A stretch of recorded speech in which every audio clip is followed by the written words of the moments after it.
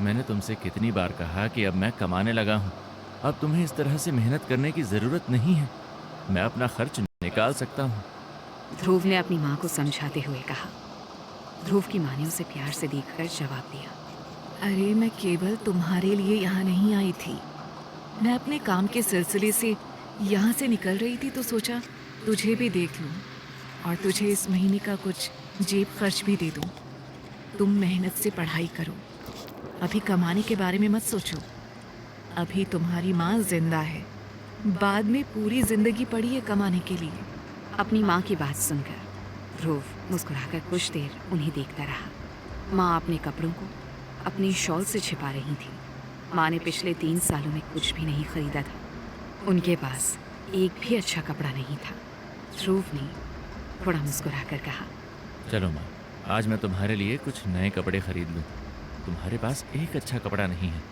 ध्रुव की बात सुनकर माँ थोड़े बनावटी गुस्से के साथ बोली, कोई ज़रूरत नहीं है, मेरे पास मेरे काम भर के काफ़ी कपड़े हैं।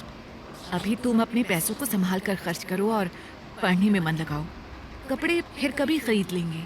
ध्रुव जिद करते हुए बोला। माँ चलो ना, मैंने सच में अपनी पहली कमाई से तुम्हारे लिए कुछ खरीदने के लिए सोचा था। चलो मैं तुम्हारे लिए कुछ अच्छे से कपड़े खरीद लेता हूँ। थोड़ी देर तक ऐसे ही जिद करने के बाद अंत में माँ चलने को तैयार हो जाती है। ध्रुव अपनी माँ को लेकर एक मॉल में आ गया। ध्रुव केवल कपड़े ही नहीं खरीदना चाहता था, वो अपनी माँ को इस तरह की जगह भी दिखाना चाहता था।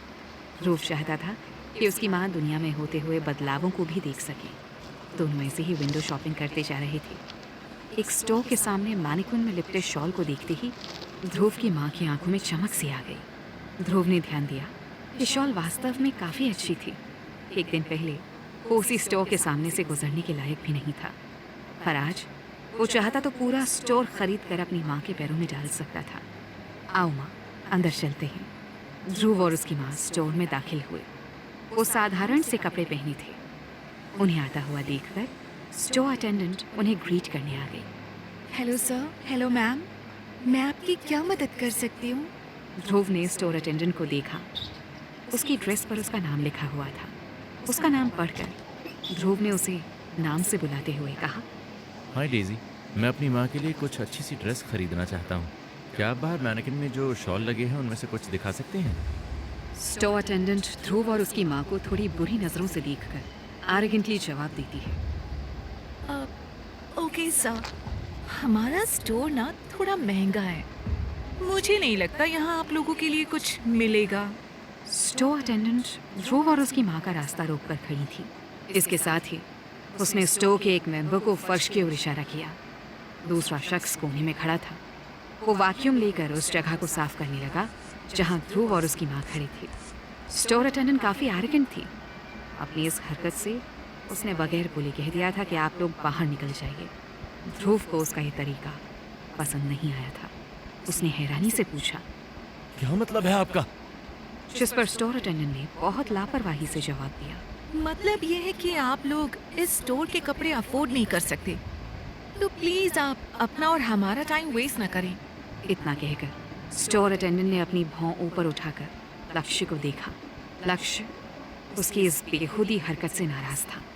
अभी वो कुछ जवाब देता तभी माँ ने ध्रुव का हाथ पकड़कर उसे अपनी ओर खींचते हुए कहा, सॉरी, मेरा लड़का मेरे लिए कुछ खरीदना चाहता था, हमें नहीं पता था ये स्टोर इतना महंगा है।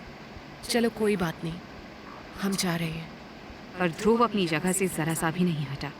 उसने अपनी जेब से अपना कार्ड निकालकर स्टोर के अटेंडेंट के हाथ में रखते हुए कहा, मैं देखना चाहता हूँ कि आपके स्टोर के कपड़े कितने महंगे हैं जिन्हें मैं अफोर्ड नहीं कर सकता।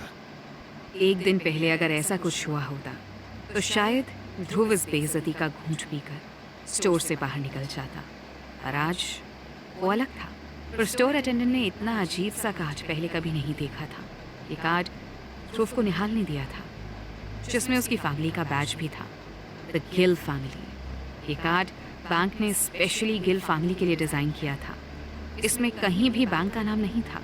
पूरे कार्ड में केवल गिल फैमिली के लोगों और द गिल फैमिली के अलावा और कुछ नहीं था। कार्ड को आगे पीछे से देखने के बाद स्टोर अटेंडेंट डेजी ने कार्ड को कचरे के डिब्बे में फेंकते हुए कहा, मैंने कहा ना ये स्टोर काफ़ी महंगा है और हमारी रेंज ही 3 लाख रुपए से शुरू होती है। तुम अपने स्टूडेंट अकाउंट से यहाँ कुछ नहीं खरीद पाओगे। चलो मेरा टाइम बर्बाद मत करो और बाहर निकलो। तुम तुरंत बाहर नहीं निकले ना तो मजबूरन मुझे पुलिस को बुलाना पड़ेगा।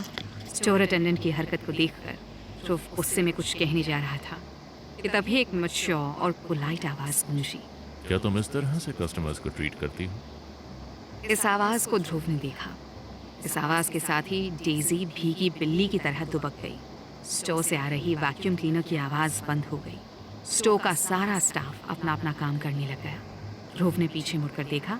शानदार कपड़ों में एक अधेड़ उम्र का काफी हैंडसम शख्स सामने खड़ा था।